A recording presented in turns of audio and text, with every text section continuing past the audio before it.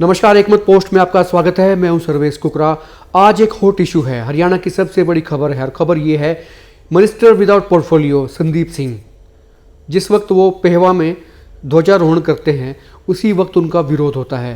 विरोध भी एक महिला करती है, क्योंकि संदीप सिंह पर जो आरोप लगे और जो इस तरह के आरोप लगे, छेड़छाड़ के आरोप लगे, वो भी एक महिला ने लगाए थे, महिला जूनियर कोच ने।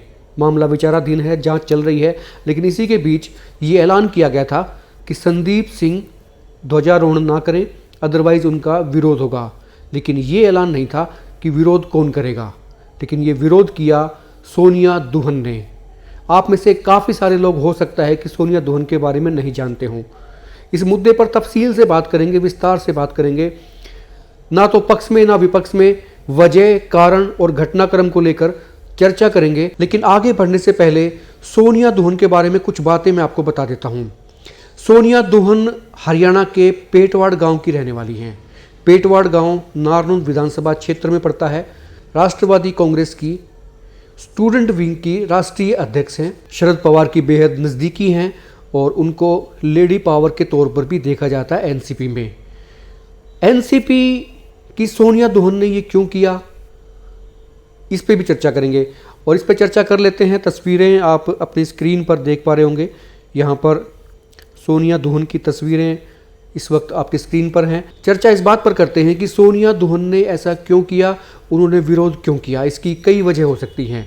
सबसे बड़ी वजह तो ये है कि एनसीपी हरियाणा में अपने पैर पसारना चाहती है, और इस बात का ऐलान पिछले दिनों दिल्ली में आयोजित एनसीपी के राष्ट्रीय अधिवेशन में भी किया गया था।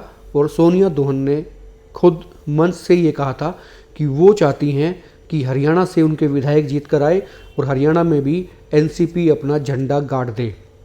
उसी कड़ी में लाइमलाइट में आने का ये सबसे सुनहरा और बेहतरीन अवसर था, क्योंकि संदीप सिंह पर महिला जूनियर कोच ने आरोप लगाए थे छेड़छाड़ के। लिहाजा मामला ऐसा बनता था कि वो एक महिला होने के नाते इसका विरोध करने का हक, ऐसा उनको लगता था कि वो रखती भी हैं। और लाइमलाइट में वो आई भी। तमाम निगाहें, तमाम मीडिया की सुर्खियां वो आज के दिन बनी हुई हैं। कुछ लोग इत्तेफाक रख सकते हैं इस बात से कि सोनिया दुहन ने ठीक किया, कुछ लोग ये भी कह सकते हैं कि वो गैर जरूरी था, राजनीतिक स्टंट था। लेकिन उसके अलावा भी कई सवाल हैं। पहली बात तो ये कि क्या वो जरूरी था या गैर जरूरी, ये संवैधानिक अधिकार है प्रोटेस्ट करने का, विरोध करने का, वो सोनिया दुहन ने किया, ये जायज़ है। दूसरी बात यह है कि पुलिस ने उनको किस तरह से रोका, किस तरह से पकड़ा और किस तरह से घसीटा। ये तस्वीर भी हम आपको आपकी स्क्रीन पर दिखा देते हैं। ये तस्वीर जब आप देखेंगे अपनी स्क्रीन पर तो फिर आप इस बात को समझ पाएंगे। ये विंडो में आप देख पा रहे हैं कि जिस वक्त संदीप सिंह ध्वजारोहण कर रहे हैं तो सोनिया दुहन वहीं पर आती हैं और उनकी आवाज़ भी शायद आपको अभी सुनाई देगी। वो विरोध करती हैं, वो कहती हैं कि रुकिए, आप ऐसा नहीं कर सकते हैं। वो चिल्लाकर कहती हैं कि इसी दौरान सिक्योरिटी के लोग उनको पकड़ लेते हैं। आवाज़ आपको साफ सुनाई देगी, वो किस तरह से अपना विरोध जता रही है, विरोध कर रही है। और इसी दौरान सिक्योरिटी के लोगों द्वारा उनको पकड़ लिया जाता है, वो नीचे बैठ जाती हैं या बिठाया जाता है।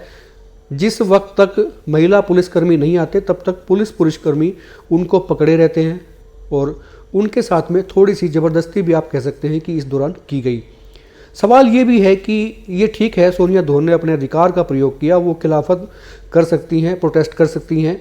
क्या ज़रूरी था सोनिया दुहन को पकड़ना, उनको इस तरह से घसीटना? क्या सरकार के नुमाइंदों को इतना सा विरोध सहना भी ठीक नहीं लग रहा था? मेरे ख्याल से अगर सोनिया दुहन को ना रोका जाता तो ज़्यादा बेहतर होता। हर कोई विरोध कर सकता है और किया है तो उसको करने भी दिया जाना चाहिए, जब तक कि उसने ऐसा कोई सामने से ऐसा कदम नहीं उठाया था, ऐसा कोई हार्ड प्रोटेस्ट नहीं किया था जिससे कोई चोटिल हो सकता हो, व्यवधान हो सकता हो। उसने सिर्फ एक आवाज़ लगाई थी।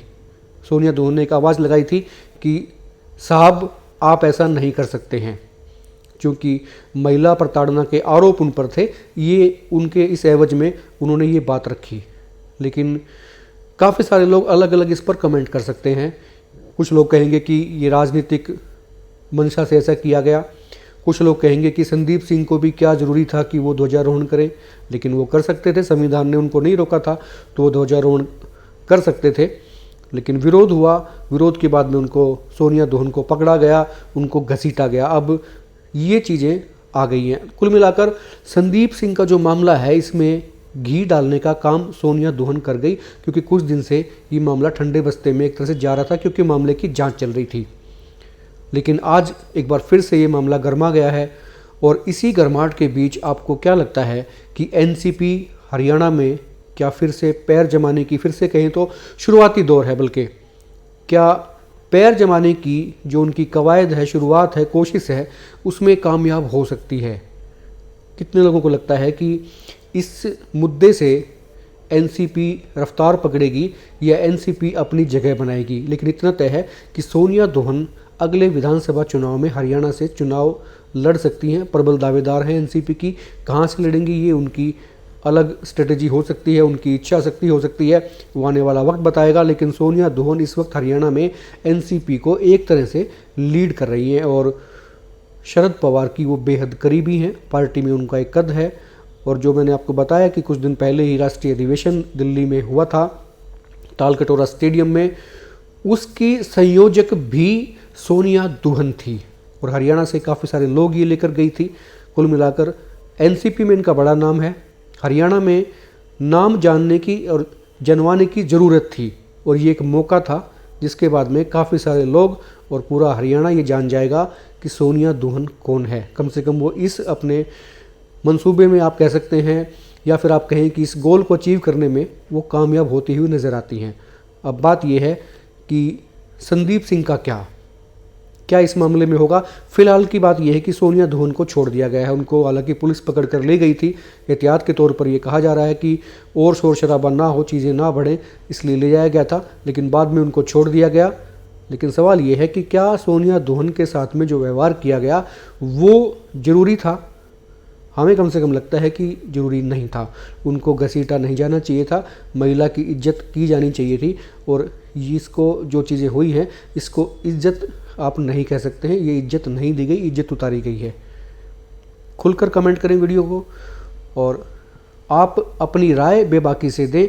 आपको इस पूरे प्रकरण से क्या लगता है? आप कितना इत्तेफाक रखते हैं? आप क्या सोचते हैं?